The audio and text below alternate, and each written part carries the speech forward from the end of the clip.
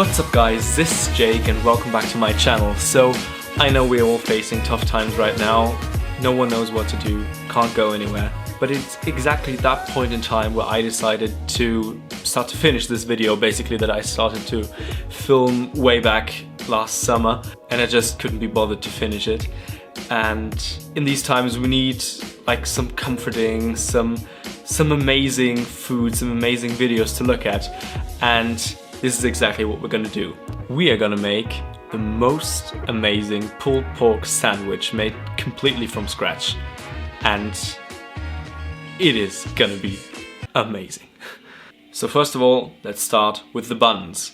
I could have gone for some brioche buns or some like soft Japanese milk buns, but in my opinion, to hold up for that strong, spicy, smoky pulled pork, I wanted something like more bready, more dense. So I modified my sourdough bread recipe by replacing the sourdough with a sort of yeasty pre-batter thing, and replacing the water with milk and melted butter. And this is how you make it.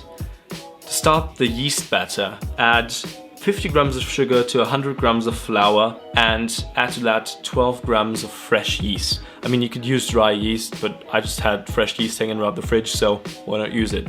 Then you want to combine that with 100 milliliters of milk.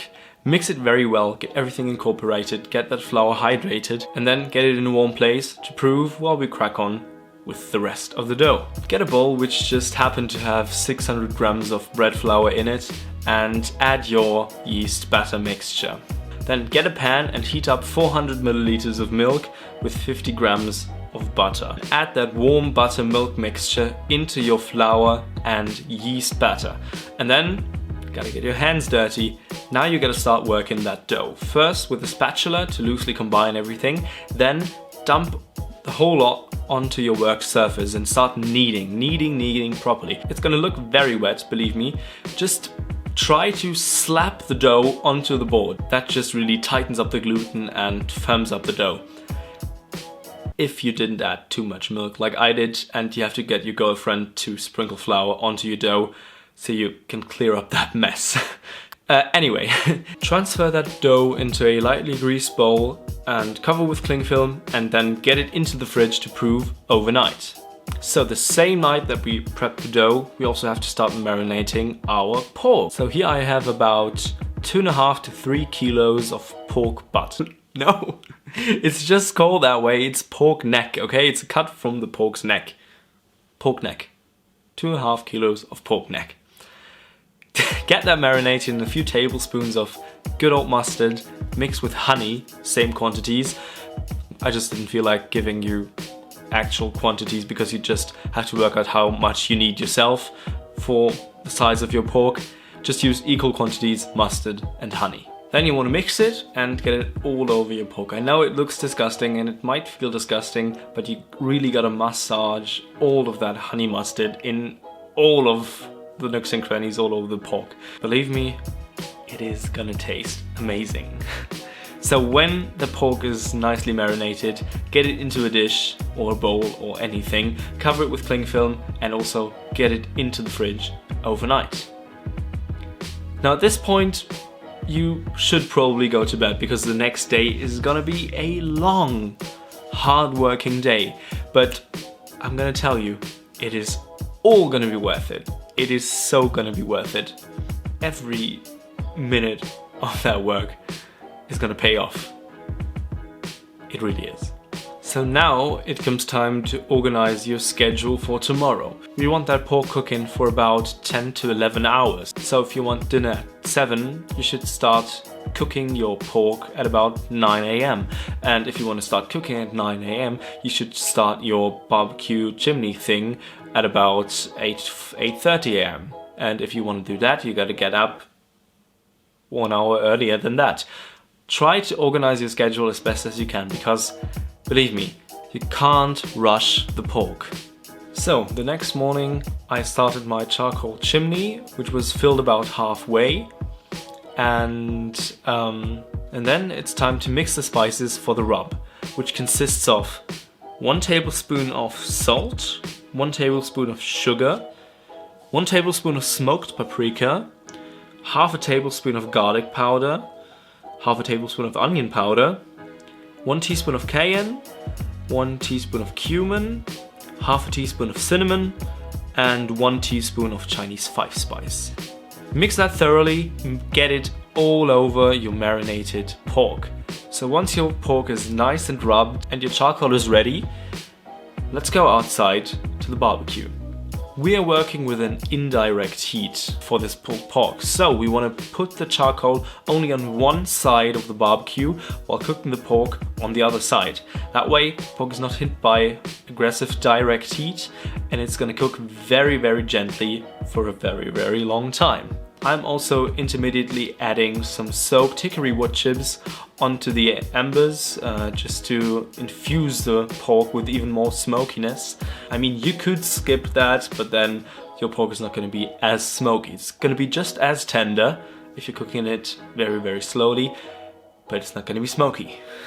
I also added a thermometer into the top of the barbecue just to check that the temperature was around 120 and 140 degrees Celsius. Once it seems to be going below 120 degrees Celsius, just start another quarter chimney of charcoal or so, and once it's done, just add it on top. And of course, add some more wood chips every time you add more charcoal. So now that the pork is cooking, that gives us time to finish all the different bits and pieces that we want to add to it. We can finish the buns, we can make the barbecue sauce, and of course we are going to make the coleslaw. And to do so, you're going to take 1 whole head of white cabbage, just discard the outer leaves and then cut out the stem and then into quarters to finely shred it. Then sprinkle the cabbage generously with salt and really scrunch and bruise it up to release some of the moisture and the water from the cabbage. Mix that softened cabbage with 4 carrots julienned and 3 onions sliced, so we can start making the dressing, which consists of 4 tablespoons of mayonnaise. I know there is mayo in this, but we're gonna balance that with the same amount of sour cream. Mix that with 1 tablespoon of mustard, the zest and the juice of 1 lemon, just to add another bit of freshness into there, and then season with a pinch of salt and sugar. Now again, you have to get your hands dirty and mix your vegetables with that dressing. Get your hands in there, really scrunch it up, mix it thoroughly. I know this is a very sexy recipe video, but just bear with me on this, okay? Now that the coleslaw is finished, we can check on our pork again. And oh my god, does that look good. Mine needed a few more wood chips now, just to add a little bit more smoke to it. So I added some and left it smoking. Now for the delicious condiment and the amazing glaze on our pork. I'm of course talking about the barbecue sauce, which of course we're going to do ourselves. To make the barbecue sauce, just fry 1 finely minced onion together with a few tablespoons of grated ginger and garlic in some neutral oil until translucent.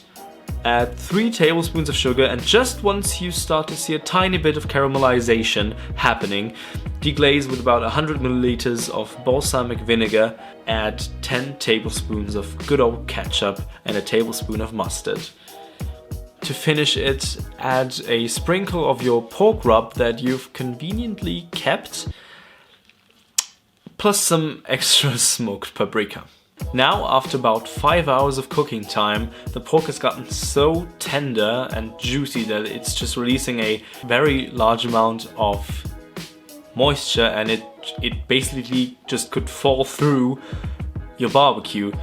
We don't want that, so I'm going to put the pork into a sheet pan on the barbecue just to catch that moisture. And also I'm putting a half a glass of water over it to stop those juices from catching in the sheet pan.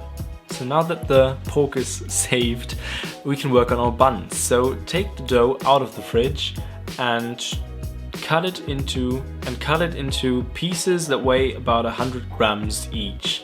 In my opinion, that's just the perfect size for a good burger bun. Once you've done that, it's time to get them shaped into burger buns. To do so, just place the mass of dough on your work surface, cover it with your hand with your fingers and palms still touching the work surface, and just roll the dough around aggressively. That tightens up the surface and look at it, it's magic. Place those dough balls onto a baking sheet lined with parchment paper and brush them with an egg wash consisting of 1 egg yolk and a couple of tablespoons of milk. Mix that thoroughly and then brush your little babies with that egg wash. Bake them at 180 degrees for about 30 to 40 minutes until golden brown. Now, the best trick to keep burger buns soft and pillowy and not like have them firm up and form a crumb and a crust like normal bread does, you just get the buns while they're still warm and put them into a plastic bag. That way they steam and all the steam fills up the plastic bag and they sort of sit in their own moisture and never really form that crust. And then when you're ready to eat, just get them out and they will be just as pillowy and moist as you've got them when you once took them out of the oven. Now, about 2 hours before the cooking time of the pork ends, we can start brushing the pork with that delicious, sweet, sticky barbecue sauce. Just apply a thick coating, add more charcoal if necessary. I added some more wood chips, and also be aware that something might be burning in the tray, so I added a bit more water and scraped all that sticky goodness off it so we can have it incorporated in the end dish. Now for the last 1.5 hours or so, it's just a matter of glazing and smoking and glazing and smoking and glazing and smoking and cooking until your pork is nice and glossy and 10 hours of cooking time have elapsed. Congratulations, you've been patient and now you'll be rewarded. Get the pork off the barbecue and first of all let it relax for about 5 or 10 minutes just to come down a bit in temperature. I know mine looks a bit burnt, but fear not, it's not burnt, it's just the caramelization of the sugars and the balsamic vinegar in the barbecue sauce. God, I feel like Jamie Oliver. Oh no, this is not burnt, this is caramelized. Anyway, now that your pork has come down a bit in temperature, you can start to shred it with 2 forks. If you've had the patience and if the pork has been cooking for long enough, that should be a very, very easy job. Shred the pork and then cover your pork in the rest of that luscious, sticky barbecue sauce. And that is where my camera stopped working and I didn't notice it. That was the last video. That was the last pulled pork picture of that video, I think. But I can tell you what should have happened with yours. Take your bun, slice it open, toast it ideally, and then spread on your delicious pulled pork with some barbecue sauce, add your coleslaw, top with the top half of the bun, and enjoy. I might not have a clip of the finished sandwich, but I do have a mighty picture. Here it is. You've seen it in the thumbnail. Damn. Well, that was an ending. I sincerely hope that you enjoyed that video and it maybe made you smile and brought some sunshine into that quite dark uncertain time right now. And now that it's getting warmer, please do try it out. Every minute of work to put into this dish is totally worth it, I am telling you. And I'm a lazy person. I am a very lazy person, and every minute that I put into this was so worth it. So do try it out, recipes in the description, and I hope to see you next time. Bye bye, see you.